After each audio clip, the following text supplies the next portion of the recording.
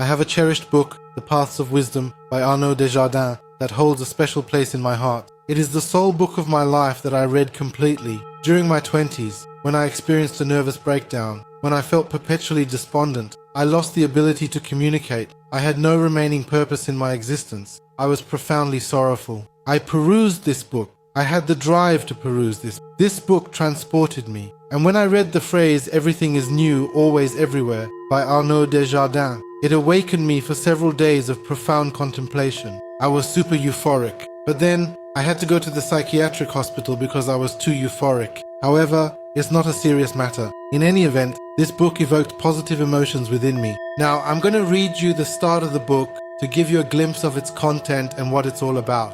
This is The Path of Wisdom. The book's goal is to explain the paths that lead to wisdom and guide readers towards it.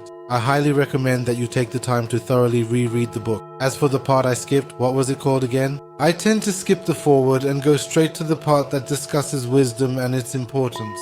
The wise man is the one who, having found, no longer seeks. The wise person is the one who, having found everything, no longer seeks anything. Because he lives in a state that does not satisfy him, every human being is constantly driven to seek something else. Whether it be the sun in the Balearic Islands, a girl in a nightclub, God in a monastery, oblivion in alcohol, money in the stock market, admiration from others, or noon at 2 p.m. And this research has no end. She could only finish if the infinite and the eternal were found. It is an easily observable fact that anyone can make. What I aspire to, deep within myself, knows no limits whatsoever. I will never cease to not have any respite. I will only be fully happy, fully satisfied, if I could reach the unbounded, infinite possibility. Otherwise, I always require additional items. Each person will discover their own instances.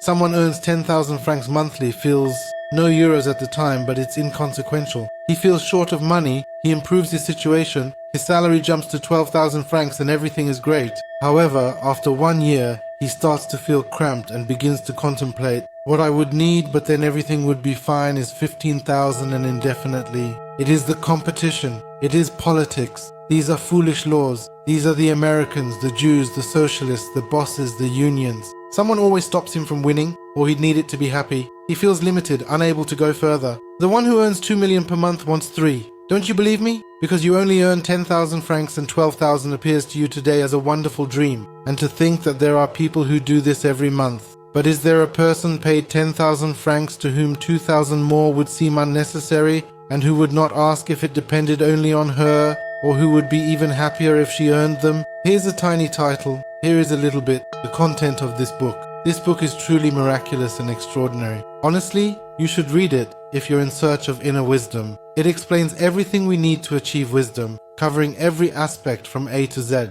This book is a comprehensive guide that will provide you with the knowledge and insights necessary for personal growth. So what can be said about this book?